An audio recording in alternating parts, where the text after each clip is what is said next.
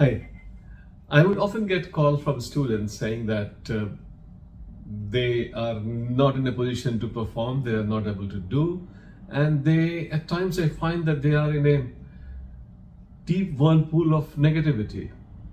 So there's a loop of negativity that is holding them from moving ahead, and that at times looks very strenuous, and at times they are not able to locate what is wrong with them. I think often when I see such situation and speak to them, I find that it may have started with a very small thing. I mean, they can be that somebody objected the way they were preparing. They may be some concept they did not understand, a page they did not like reading. They were having some minor health issue, and then this actually goes on to spiral, because once you have got that such negative thought comes in your mind, you start getting into selective abstraction. You start picking up those facts which are negative, and then it's not helping you. Say, for example, if you did not understand a simple page, you would think that you cannot understand this concept, you cannot understand this chapter, you cannot understand the subject, and you cannot understand the entire syllabus, and you cannot pass the examination, and ultimately I'm good for nothing.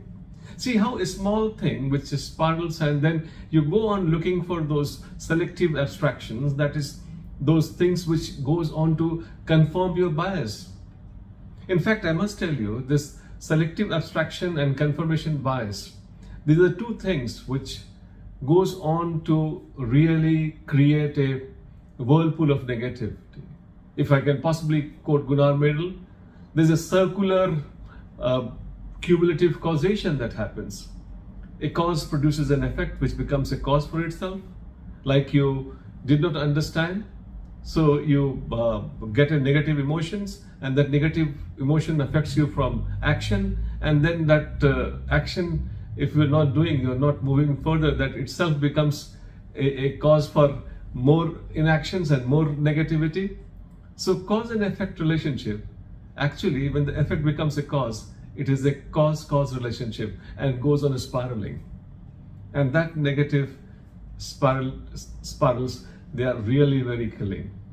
I think I must tell you that these negative thoughts, when they sit in your mind, or a mental cockpit, if I can say, they would just hijack your entire agenda.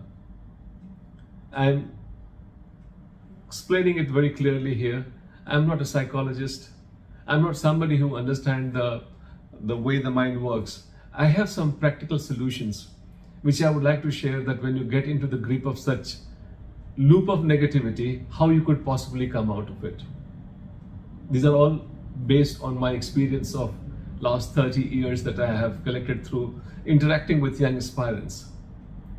Well, I suppose one thing that you should be doing is, I would call it as consciousness yield. Just identify from where the whole thing happened. Getting to the root of the thing, in fact, a lot of time does the magic.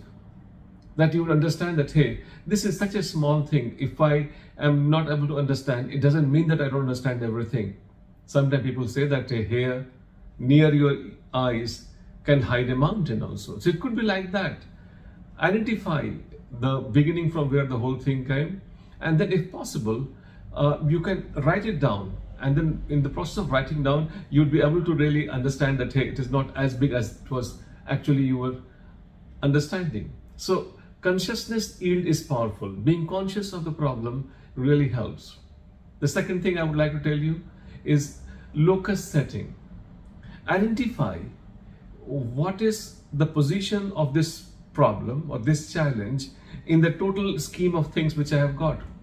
Even if I don't understand this small concept, even if I am sick for one evening, God forbid, is it going to really spiral into such a big thing I cannot clear this examination? If my 1 week has been wasted in something, it doesn't mean that I have got my entire year wasted. So try setting the location of the problem in the big scheme of things, and you would find that it is such a minor blip that you have had. It's not something which will probably stop you from getting to your goal. Third thing which I would like to tell you is that list the action plans. Yes, you heard it right. Action plans. If you have a problem, identify this is my solution number 1, I'll do that, write it down. This is solution number 2. If this is not working, this is solution number 3.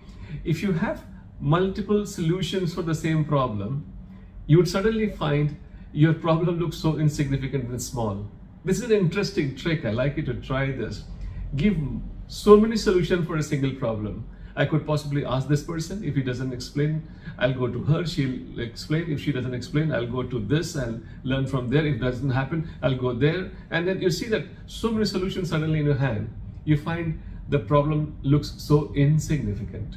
Also, I would like to tell you that I think a kind of tool which I like to identify here is that challenging your cognitive dissonance is also a very important tool that you can use here.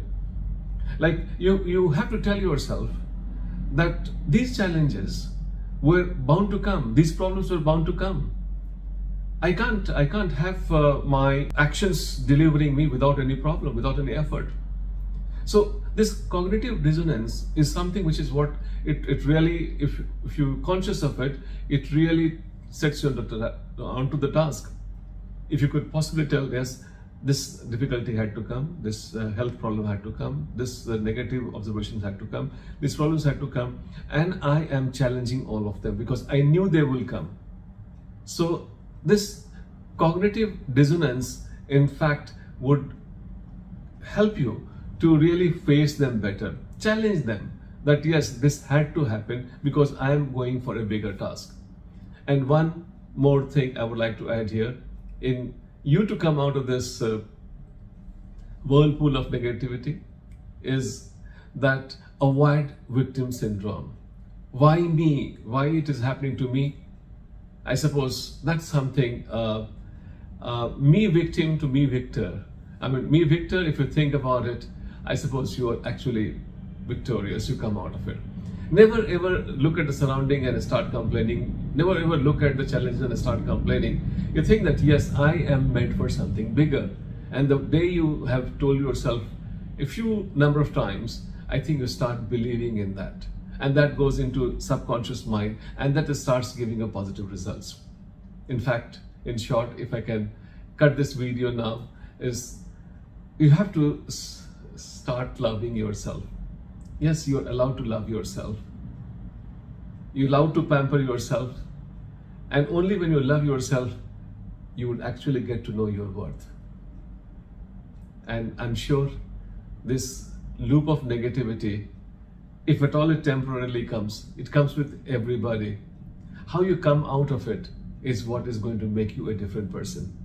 My best wishes are with you.